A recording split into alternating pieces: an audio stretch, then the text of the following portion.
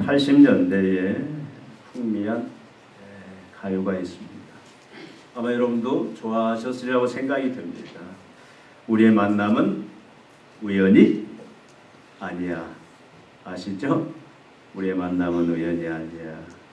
사람들은 이 노래를 들으면서 고개를 끄덕였습니다. 저도 끄덕였어요. 운명적인 만남, 필연적인 인연. 근데 오늘 본문은 그 노래보다도 훨씬 더 깊은 이야기를 저와 여러분에게 하고 있습니다. 우리가 룻기 2장 3절을 보면은 룻이 가서 베는 자를 따라 4절입니다. 마침 보아스가 베들레헴에서부터 와서, 여기 보면은 또 3절에 룻이 베는 자를 따라 밭에서 이삭을 줍는데, 여기 보면 우연히 엘리멜렉의 친족 보아스에게 속한 밭에 이르렀더라. 이 말은 무슨 말이냐면, 원문에 보면은 그녀의 우연이 아니었다. 여러분, 이중부정은 강조를 말합니다. 그녀의 우연이 아니었다. 이삭을 주우러 갔는데 보아스의 밭에 들어갔죠. 근데 그것이 우연이 아니었다. 이 말은 무슨 말이냐면, 이건 사실은 우연이 아니었다라는 말을 성경 기자가 강조해서 하고 있는 말입니다. 여러분, 성경 기자의 의도적인 그 의도를 우리는 알아야 됩니다. 여러분, 오늘 설교의 핵심은 딱 이렇게 질문을 던져볼 수 있습니다. 나오미의 인생, 여기 등장하는 룻의 인생, 그리고 2장부터 등장하는 이 보아스의 인생, 이 모든 인생들이 우연이냐? 그들에게 일어나고 있는 모든 일들이, 이 만남들이 우연이냐라는 겁니다. 아니면 그들의 치밀한 계획 속에서 이루어지는 것이냐? 아니면 그들의 잘못된 선택으로 인한 실패. 그런데 실패의 마지막에 운이 좋아서 말년이 잘 풀렸다. 이걸 말하고자 하는 것이냐? 여러분, 우리가 앞에서 살펴봤죠? 나오미의 가정이 갑자기 흉년을 만납니다. 베들레헴, 떡의 집. 그 떡의 집에 떡이 사라져 버렸어요. 그래서 나오미가 어떻게 합니까? 그 가정이 흉년을 이제 만난 것, 또 그 흉년을 피해서 모압 땅으로 간 것. 그곳에서 나오미가 이제 두 며느리를 얻지만 남편과 두 아들을 잃은 것들. 그리고 나오미가 이제 다시 베들레헴, 긍휼의 하나님이 베들레헴에 맺다. 그래서 베들레헴에 돌아가겠다라고 결심한 것. 그리고 여기에 룻도 결단하고 같이 베들레헴까지 동행한 것. 그리고 실제 그들이 돌아오지 않습니까?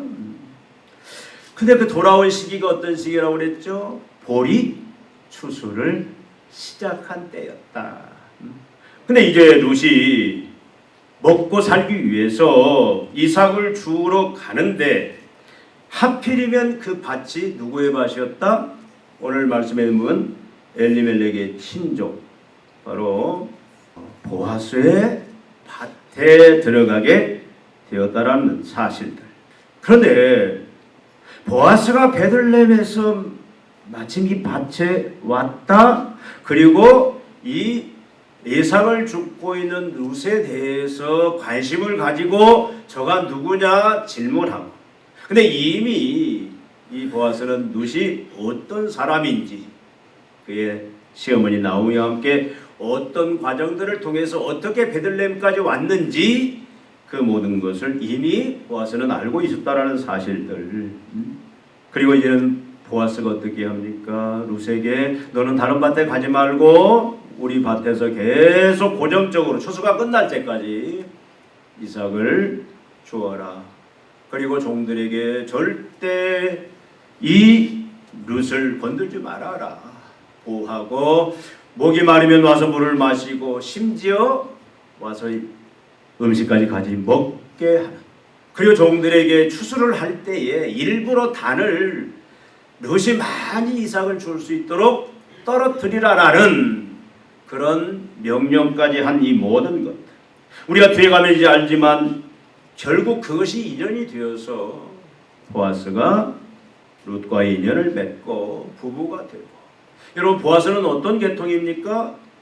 보아스는 아브라함의 직통, 예수가 오는 그 직통 계통이에요. 우리가 잘 아는 것처럼 아브라함이 이삭을 낳고 이삭은 야곱을 낳고, 야곱은 유다를 낳고, 유다는 베레스와 세레를 낳고, 베레스는 헤스론을 낳고, 헤스론은 람을 낳고, 람은 아미나답을 낳고, 아미나답은 나손을 낳고, 나손은 살몬에게서 보아스를 낳고. 그러니까 예수 그리스도가 오는 바로 경건 계열의 적통 보아스예요. 이 보아스를 만나고 그와 전년, 그 당시 상황은 이룰 수 없는 가정인데 부부가 되고, 이 보아스 룻을 통해서 오벳이 나오고 이새가 나오고 다윗 왕이 나오고 쭉 이어서 예수 그리스도가 이르렀더라. 하나님의 그 약속한 하나님 나라가 세워졌더라. 룻이 얼마나 영광스럽게 되었습니까? 여러분의 생각은 이 2장의 말씀들을 쭉 보면서, 물론 앞에 있는 전체 말씀들을 보면서 과연 이 모든 일어나는 사건들이 과연 이게 우연인가?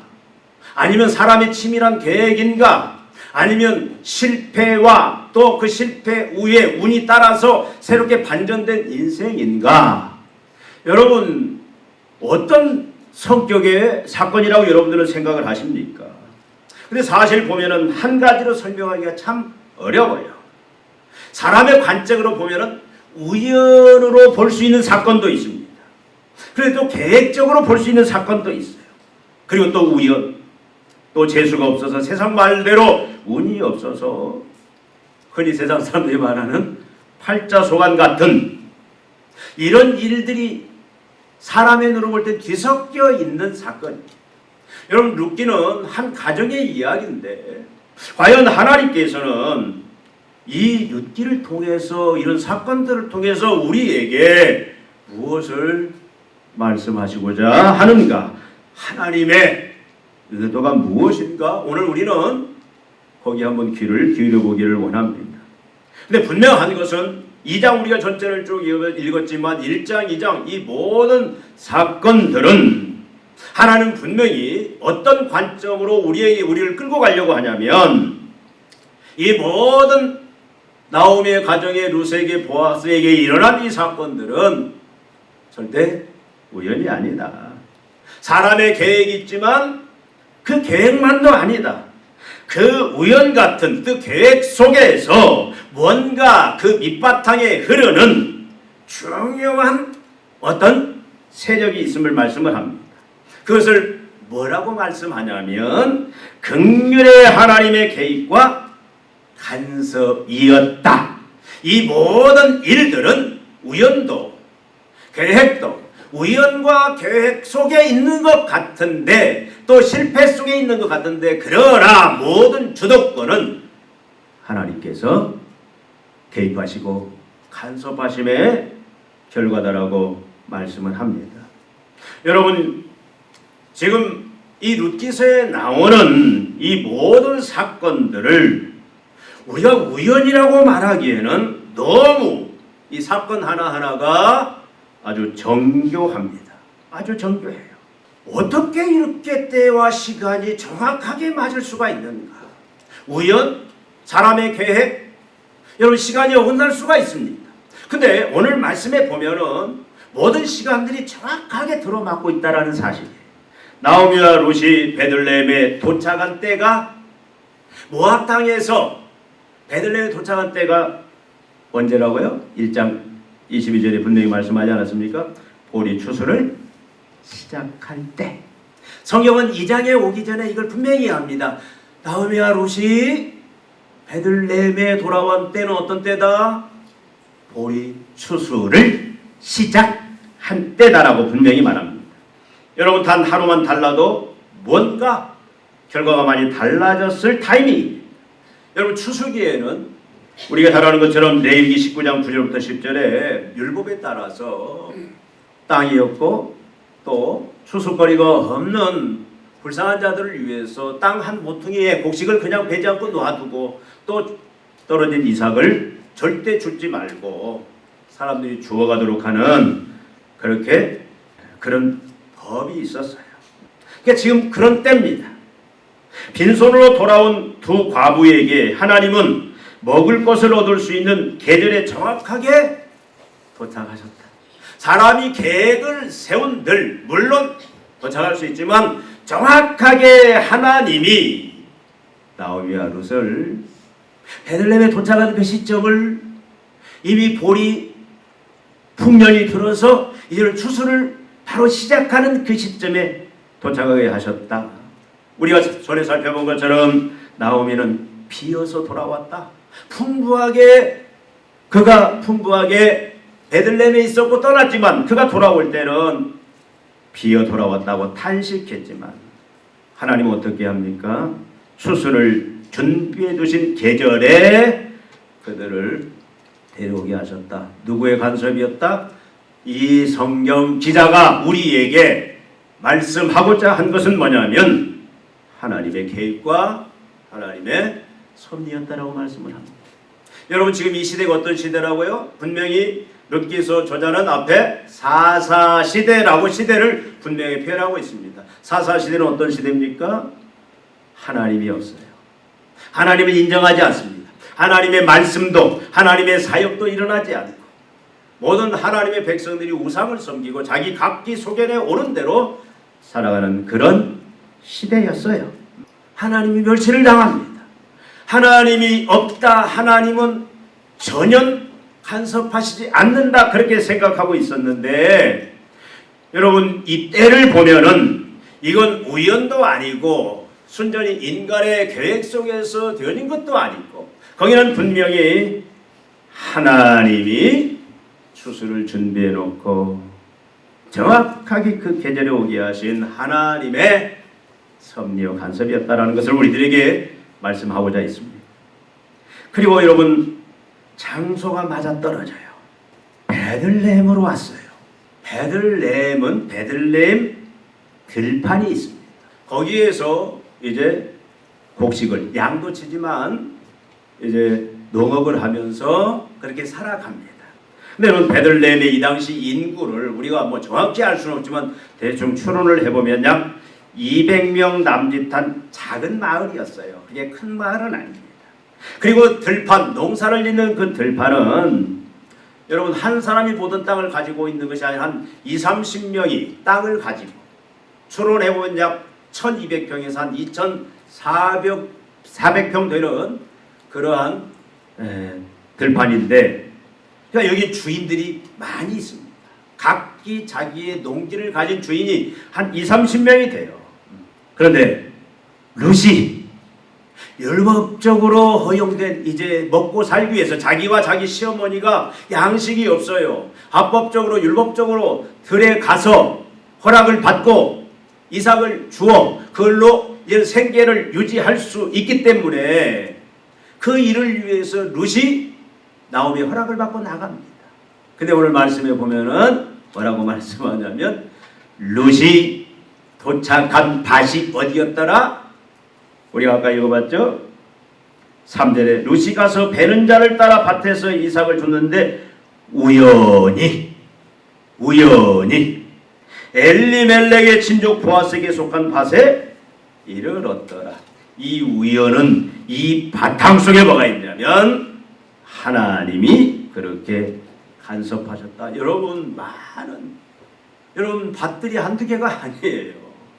20-30명의 소유를 가진 그 밭들 중에 약 1200평에서 한 2400평 되는 크다면 큰 그 많은 밭들 중에서 룻이 그의 발걸음이 이삭을 주께서 허락을 받고 머문 것이 바로 보아스의 밭이 얻더라. 룻은 몰랐습니다. 그게 누구의 밭인지. 그런데 하나님은 분명히 아셨다. 성경은 지금 우리에게 그 말씀을 하고 있습니다. 하나님의 간섭이었다.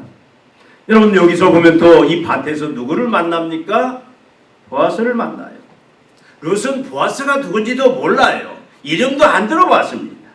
근데 2장 1절을 시작할 때 뭐라고 말하냐면 2장 1절에 나오미의 남편 엘리멜렉의 친족으로 유력한 자가 있으니 그의 이름은 보아스더라. 왜 룻기서 기자가 2장 1절에 뜬금없이 엘리멜렉, 나오미 남편의 친족, 같은 혈통. 그런데 그는 어떤 자? 유력자다. 유력자. 여러분 유력자란 말이 무슨 말입니까? 세상 말로 하면 성공한 자 그 말이에요. 유지입니다. 유력한 자, 재력도 있고 사회적인 신분도 있고. 근데 여기서 더 놀라운 것은 경건한 믿음을 가진 사람이었다. 그 사사시대에. 여러분 4절에 보면은 이 보아스가 얼마나 믿음이 좋은 사람인지 알 수가 있냐면 4절에 보니까 마침 보아스가 베들레헴에서부터 와서 베는 자들에게 말하되, 베는 자들은 누구를 말합니까? 추수꾼들, 종들이에요. 그들을 향해서 뭐라고 하냐면 여호와께서 너희와 함께 하시기를 원하노라. 하나님의 축복을. 그러니까 그들도 뭐라고 대답합니까? 여호와께서 당신에게 복 주시길 원하나이다. 사사시대에 볼 수 없는 믿음의 모습들이에요. 하나님이 준비하신 사람이, 하나님이 정하신 날에, 하나님이 이끄신 그 밭에서 나오미가 룻이 보아스를 만난더라. 여러분 또 다음을 보시면은 보아스가 이 룻을 보는 순간에 관심을 보입니다. 여러분 모든 지금 자기 밭에 와서 여러분 보아스는 성공한 사람이라고 했잖아요. 재력도 있고 명망도 있고 그 지역의 유지입니다. 신앙도 좋은 사람이에요. 근데 지금 전혀 모르는 한 여인이 와서 이삭을 줍고 있어요. 그냥 지나칠 수 있습니다. 왜 그렇습니까? 당연히 추수 때는 어려운 사람들이 와서 밭에 허락을 받고 이삭을 줍기 때문에 그 당연한 건데 그냥 지나칠 수 있는 문제인데 보아스가 질문을 합니다. 저 여인이 누구냐? 관심을 가져요. 16절에 보니까 뭐라고까지 배려를 해주냐면 마음껏 이제는 보아스가 여기서 마음껏 이삭을 주어라. 왜 그랬습니까? 이미 보아스는 룻이 어떤 사람인지 알고 있었어요. 시어머니를 지극정성으로 잘 모시고 자기들의 신을 버리고 이스라엘의 하나님을 선택해서 하나님께 올인해서 모든 희망들 미래들 다 버리고 베들레헴에 온 하나님을 경외하는 자, 이방 여인이지만 시어머니에 대해서 지극정성으로 사랑을 베푼 긍휼의 사람이라는 것을 들었어요. 그래서 그 듣는 순간 그의 마음이 동해서 어떻게 합니까? 너는 여기에서 추수 끝날 때까지 계속 이삭 주어라. 그리고 여기에서 종들이 마시는 물도 마음껏 마시고, 그리고 룻에게 와서 식사할 때 같이 와서 식사를 한 식구처럼 그를 대우했다 그 말씀이에요. 그러면서 더 많이 주어 갈 수 있도록 종들에게 뽑아서 룻이 이삭 줍는 그 자리에다가 던져라. 여러분 보호하고 물을 주고 식사까지 함께 했다. 왜 그렇습니까? 말씀드린 대로 11절에 그 이유가 있지 않습니까? 네가 시어머니에게 행한 모든 것이 내게 다 알려졌느니라. 한 사람의 믿음의 행동이, 룻의 이방이지만 이 여인의 믿음의 행동이 하나님이 준비하신 사람 보아스의 마음을 열었기에, 마음을 움직였기에 관심을 가지고 이런 배려까지 하는 결과가 왔다. 뭘 말하려고 합니까? 성경은 하나님의 계획과 간섭이었다. 여러분 다섯째 결말은 너무 큽니다. 이 모든 만남의 끝은 어떻습니까? 룻과 보아스가 결혼을 해요. 절대 성사될 수 없는 결혼입니다. 여러분 분명히 율법에 이방 여인은 이스라엘의 회중에 들 수 없다. 이방인들은 유대인과 절대 결혼할 수가 없습니다. 하나님 나라에 들어올 수가 없습니다. 율법이 그 많은 그런 기준인데도 불구하고 그것이 이루어졌다. 여러분 만약에 보아스가 처음부터 모압에 가서 룻이라는 여인을 아내로 삼으려고 했다면 이건 절대 불가능한 겁니다.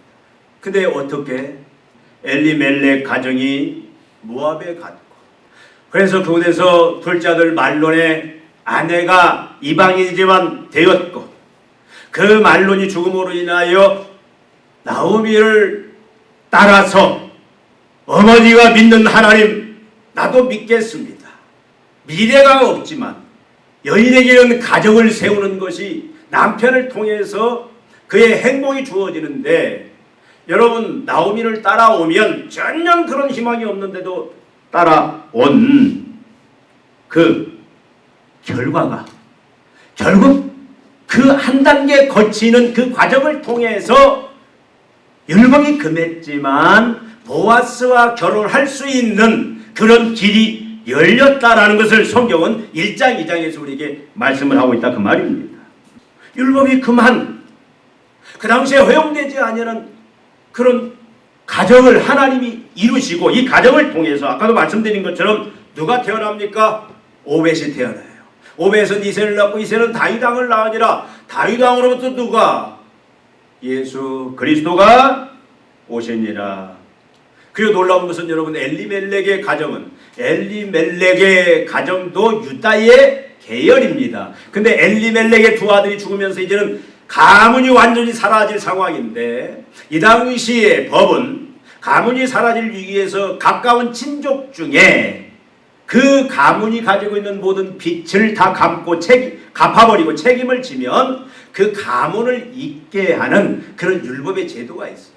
이게 보아스가 어떤 일까지 하느냐, 룻을 통해서 다윗의 할머니 할아버지가 되고 그리스도가 오는 경건한 하나님의 그 영광스러운 도구로서 쓰임을 받을 뿐만 아니라 사라져버릴 뻔한 엘리멜렉의 가정을 다시 살려내는, 룻과 보아스를 통해서 태어난 자녀가 엘리멜렉의 그 자녀로 인정되는, 그래서 한 가문을 살려내는 그런 도구로까지 쓰임받았다 그 말씀이에요. 여러분, 이것은 나중에 우리가 한번 살펴보겠지만 예수 그리스도를 예표하는 그런 모습입니다. 죄와 사망으로 이미 죽어버린, 사라질 뻔한 인생들을 예수님이 오셔서 죽으심으로 살리시는 그 하나의 예표 역할을 하고 있어요. 여러분, 이것이 우연인가? 인간의 치밀한 계획인가? 여러분, 우연으로는 절대 다 설명이 안 됩니다. 이 모든 사건들 인간의 계획으로도 다 설명은 안 됩니다. 우연 아래 이 사건 뒤에 도도히 흐르는 하나님의 손길이 있었다, 간섭이 있었다. 룻기서는 이걸 말하려고 합니다. 룻기서 전반에 잔잔히 흐르는 그 주제가 전에 제가 말씀드렸죠. 하나님의 섭리. 하나님이 개입하셔서, 사람들은 하나님이 없다, 하나님이 떠났다, 하나님이 버렸다, 그렇게 해서 각기 속에 오른 대로 사는 그 세상이지만 하나님은 절대 쉰 적이 없습니다. 하나님은 이스라엘 백성들과 함께 하셨고, 보이지 않게 하나님은 계속 개입하셔서 이래 오신 하나님, 이 모든 이 역사 뒷면에는 도저히 흐르는 하나님의 손에 있다라는 것을 룻기서가 계속 보여주고 있습니다. 여러분, 아폴로 13호 여러분 잘 알죠? 달을 향해 비행하던 중 산소 탱크가 폭발했대요. 이게 우주선이 망가졌습니다. 그 안에 있는 3명의 우주인들이 이제는 산소 탱크가 망가졌으니까 죽음의 위기에 처했습니다. 근데 여러분, 결과적으로 그들이 살아 돌아왔습니다. 나중에 나사 엔지니어들이 분석 결과, 이건 절대 있을 수 없는 일인데, 수십 가지 조건이 동시에 맞아떨어져야만이 이것이 산소 공급이 가능한데, 도저히 상상할 수 없는 그런 일들이 일어났다. 암스트롱이 고백하지 않습니까? 하나님을 보았다. 하나님이 창조하신 그 놀라운 세계를 보고 왔다. 룻기의 이야기가 그렇습니다. 조상의 덕도, 운빨도, 전생의 업보도, 세상 사람들이 말하는 그 일 때문에 이런 일들이 지금 진행되어 가는 것이 아니라, 결과가 나오는 것이 아니라 전능자 하나님의 세밀한 개입과 간섭으로 인하여 이런 일들이 일어나고 있다. 왜 그렇습니까? 하나님께서 왜 이렇게 정교하게 개입하신 하나님의 목적이 무엇인가? 여러분, 우리가 길게 말할 수 없지만 한 가지가 뭡니까? 룻과 나오미와 보아스 각각에게 주는 메시지가 있어요. 그들을 하나님은 어떻게 합니까? 이 나오미의 고난, 룻의 이방인의 이런 신분들 미래가 없고, 또 보아스의 이런 그 사랑의 행위, 이 모든 것들은 에베소 1장에 표현하고 있는 것처럼 모든 일을 그의 뜻의 결정대로 일하시는 이의 계획을 따라 우리가 예정을 입어 그 안에서 기업이 되었으니, 우리가 하나님의 기업이 되고 하나님의 일의 도구가 된 것은 성경은 복잡하게 설명하지 않고 뭐라고 말씀을 하냐면, 모든 일을 그의 뜻의 결정대로, 누구의 뜻에? 하나님의 뜻에. 하나님의 뜻을 이루기 위해서, 그 말은 무슨 말입니까? 모든 것이 결국은 하나님의 영광을 위하여 하나님께서 이렇게 개입하셔서 이끌어 가신다라는 거예요. 여러분, 엘리멜렉이 모압으로 가지 않았다면 룻이 나오미의 며느리가 되지 않았습니다. 나오미가 베들레헴으로 돌아오지 않았다면 룻이 이삭을 주우러 가지도 못했을 거예요. 룻이 이삭을 주우러 나가지 않았다면 보아스를 만나지도 못했습니다. 룻이 이삭을 주우러 나가지 않았다면 지금 우리가 경험하고 있는 사건은 경험할 수 없다, 그 말이에요. 실패처럼 보이는 모든 사건이 영광을 위한 하나님의 계획 안에 있었다. 우리의 모든 삶이 실패를 할지라도 모든 것이 하나님의 영광을 위한 하나님의 계획 안에 있다라는 것을 말씀하고자 하고 있습니다. 그리고 베드로전서 2장 9절 10절에 보니까 너희는 택한 족속이요 왕같은 제사장들이요 거룩한 나라요 그의 소유가 된 백성이니 이는 너희를 어두운 데에서 불러내어 그의 기이한 빛에 들어가게 하신 이의 아름다운 덕을 선포하게 하려 하십니다. 우리를 택하신 족속, 왕같은 제사장, 거룩한 나라들로 하나님이 예수 그리스도를 통해서 만들고 그의 소유, 그의 보물로 우리를 만든 그 목적이 뭐냐? 우리를 왜 어두움에서, 사방에서 건져내어 그 영광의 빛에 들어가게 하셨냐? 이것을 베드로는 뭐라고 말하냐면 그 하나님의 아름다운 덕을 선포하게 하려 하십니다. 하나님의 아름다운 덕이 뭡니까? 하나님의 덕을 드러내는 것은 우리가 예배를 통해서 드러낼 수 있습니다. 하나님을 경외함으로, 하나님을 높임으로, 인정함으로, 나아가서 우리는 그 하나님을 우리가 삶으로, 입술로, 복음을 증거함으로 세상 사람들에게 그 덕을 알리는 방법, 그걸 위해서 하나님이 우리 인생에, 내 인생에 개입하시고 간섭하신다라는 거예요. 룻은 전에는 모압 여인이었습니다. 하나님의 백성이 아니었어요. 그러나 이제는 하나님의 백성이 되었고 예수의 족보에 이름을 올렸습니다. 이는 아름다운 덕을 선포하게 하려 하심이라. 하나님이 이들의 인생에 개입한 것은 그들만을 위한 것이 아니에요. 그들의 영광만을 위한 것이 아니고 그들을 통해 하나님의 아름다운 덕을 온 세상에 선포하기 위해서였다. 여러분, 우리의 사랑하는 것처럼 요셉은 형들에게 17살에 팔려 애굽의 종으로 팔려갔어요. 감옥에 갇히고 잊혀졌습니다. 계속 실패하는 인생의 연속이었어요.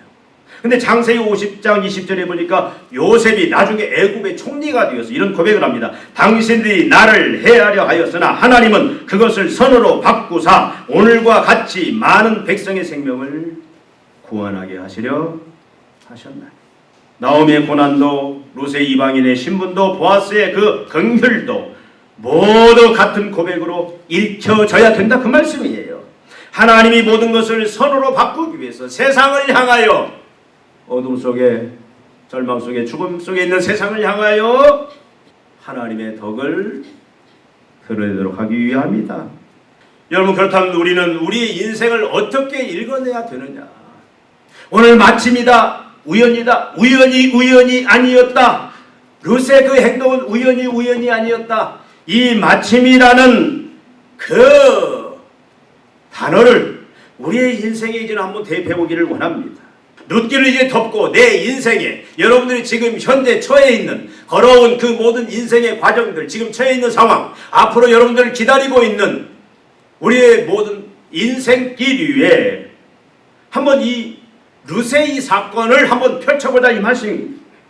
여러분 다 부모님이 계시죠? 아마 돌아가신 분이 많이 애틋할 겁니다. 여러분 그 부모님에게서 태어난 것이 우연이었느냐? 여러분이 지금 배우자를 만났습니다. 지금 사이좋게들 앉아 계세요. 이대환 집사님 왜 떨어져 있어? 찬양 때문에 그러는구나.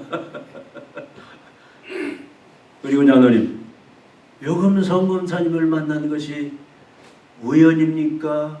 실수입니까? 아니면 하나님의 특별한 간섭이었고 은혜였습니까? 하나님의 특별한 간섭으로 영원히 가면서 대답을 하시네요 오늘. 예. 그것만 인정을 합니다. 제가 설교를 참 잘했네. 예. 여러분 자녀들이 여러분에게 온 것은 그것이 우연일까?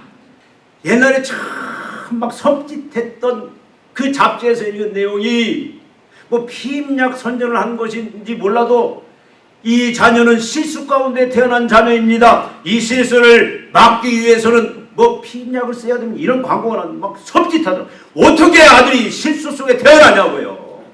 여러분 자녀들이 여러분에게 온 것이 우연인지. 여러분 지금 다 예수를 믿었잖아요. 어떤 분은 신앙의 가정에서 태어났습니다. 어떤 분은 전도를 받아서 지금 이렇게 여러분이 예수 믿고 세례받고 집사님이 되고 또 권사님이 되고 장로님이 되고 그런 과정에 여러분이 올라왔어요.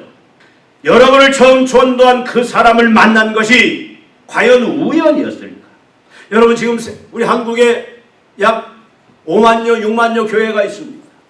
그 많은 교회 중에서 여러분들이 하남에 있는 이 검단산길 교회에 이 자리에서 같이 지금 우리가 그리스도의 한 몸으로서 말씀을 듣고 있는 것이 이것이 우연이냐? 한번 우리는 오늘 내 인연, 내 삶의 이 모든 현장들을 한번 우리가 마침이라는 이것을 내 인생에 대입해서 한번 우리는 반드시 한번 생각을 해봐야 됩니다. 마침, 우연이 아니라 하나님이 정하신 그 마침으로 나에게 이런 부모님을 만났다.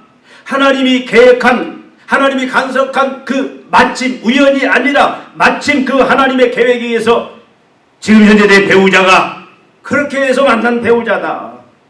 내가 지금 만난 친구들, 내가 지금 다니고 있는 이 교회들, 내가 같이 신앙생활하는 우리 같은 지체들, 여러분 지금 다니고 있는 직장들, 동료들, 여러분 지금 만나고 있는 이웃들, 그 모든 것이 우연이 아니라 하나님의 손, 하나님의 긍휼의 개입과 간섭으로 맺어진 섭리의 선물이냐? 과연 이 고백을 할 수 있냐 이 말이에요. 지금 룻기서는 우리에게 그 사실을 말씀하고 있습니다. 세상에 우연은 없다. 세상에 내 계획대로 모든 것이 되어지는 것도 아니다. 실수로 인해서 나중에 운빨이 좋아서 반전되는 것도 아니다. 모든 것 다 전부는 우리의 만나는 인연들, 현재 내가 걸어온 모든 삶의 그 발자취들, 내가 지금 만나고 있는 앞으로 만나고 있는 일들, 앞으로도 만날 모든 일들은 그 모든 인연들은 하나님의 긍휼과 개입의 간섭으로 맺혀진 섭리의 불행의 씨앗이 아니라 이것은 섭리의 선물이다. 오늘 본문은 우리들에게 그걸 말씀하고 있다 이 말이에요. 이제는 여러분이 그걸 인정하느냐 인정하지 않느냐, 이건 매우 굉장히 중요한 것입니다. 이제는 여러분이 만약에 하나님의 섭리라고 인정을 한다면 여러분들이 이제는 반드시 이렇게 살아야 돼요. 하나는 뭐냐면 나의 나된 것이, 나의 모든 이전이 우연이 아니라 하나님의 섭리 속에 있는 것을 여러분은 반드시 입술로 공포하고 인정하는 그것이 반드시 있어야 돼요. 여러분 지금 내가 만난 남편, 내가 만난 아내, 내가 지금 얻은 자녀들, 나의 부모들, 또 내 이 같은 성도들, 교회, 내가 만나는 동료들, 내 주위에 있는 모든 사람들, 이 모든 인연이, 그리고 내가 지금까지 경험해온 많은 사건들이, 그것이 실패의 사건이든 아니면 형통의 사건이든 모든 것들이 우연이 아니라 하나님의 섭림을 여러분들이 인정하십니까? 인정하십니까? 이 고백이 분명히 있어요. 그렇다면 여러분 인정한다면 여러분들은 이제 앞으로는 무조건 다 감사해야 돼요. 루시 보아스의 발 앞에 엎드려서 말합니다. 나는 이방 여인인데 어찌하여 내게 은혜를 베푸시나이까. 불에 넘치는 은혜를 알고 감사했어요. 지금 내 인연들, 내 환경들, 현재 내 오늘에 여러분들은 그걸 어떻게 읽어내야 되느냐? 감사로 읽어내야 그것이 하나님이 원하시는 그 신앙의 본질 속에 들어가 있다 그 말이에요. 서로를 볼 때 감사합니까? 감사해요?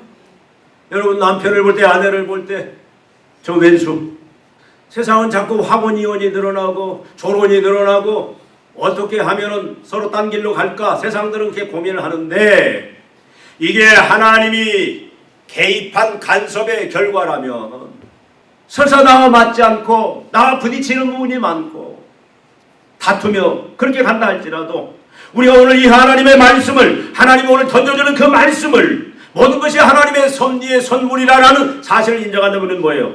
무조건 감사해야 돼. 나는 우리 찬영이 볼 때마다 감사해. 집에 있는 것만 아침에 나갈 때 저녁에 올 때 그냥 감사해. 이뻐 죽겠어.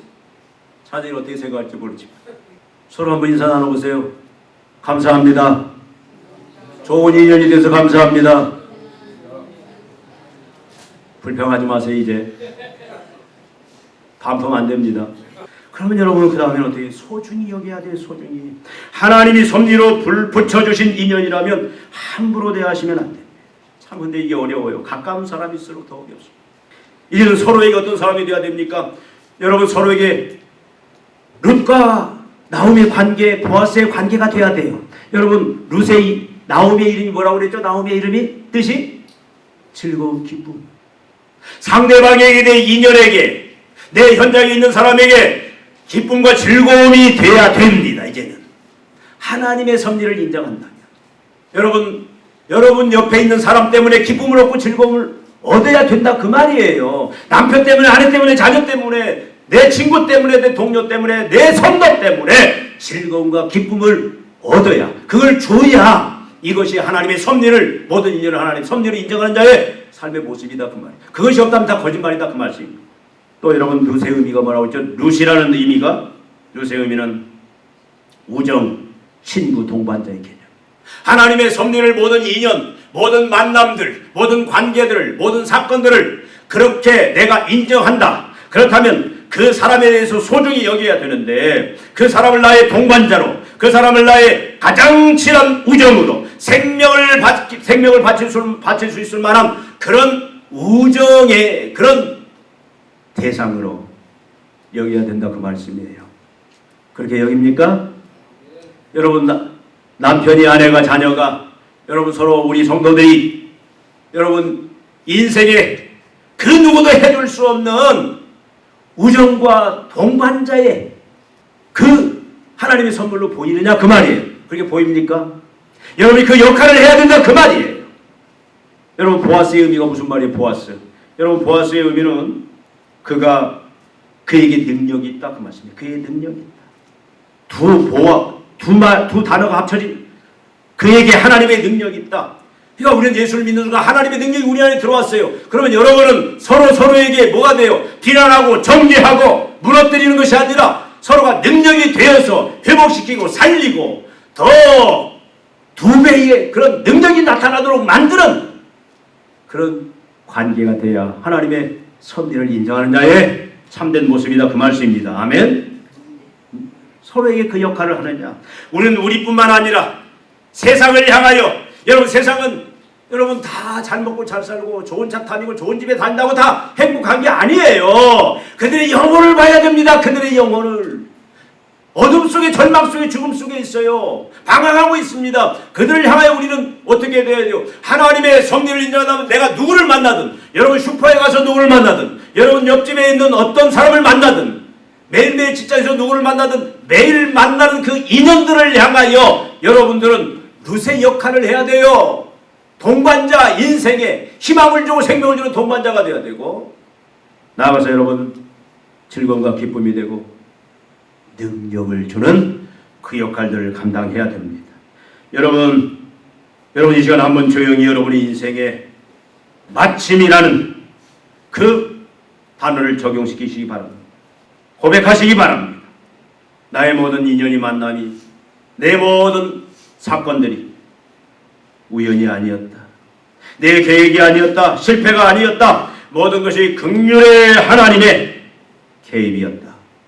이 고백을 할 수 있는 저 여러분 되기를 주님의 이름으로 축원을 드립니다. 기도하시겠습니다. 하나님 아버지, 우리가 오늘 룻, 나오미, 보아스의 사건을 통하여 참으로 모든 인연들, 만남들, 또 내가 경험하는 모든 일들이, 내가 처한 상황들이 우연도 아니고 운빨도 아니고 내 선택, 내 실패도 아니고 그 배후에 흐르는 전능하신 하나님의 섭리요, 간섭이었음을 분명히 알 수 있는 귀한 하나님의 그 생명의 말씀을 저희들이 상고해 봅니다.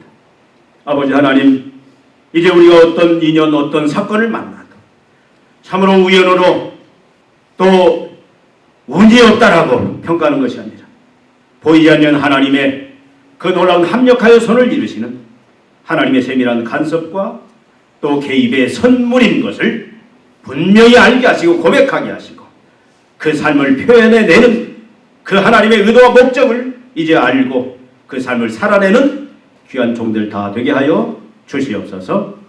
세상을 향하여 그 역할 감당케 하여 주시옵소서. 예수님의 이름으로 기도하옵나이다. 아멘.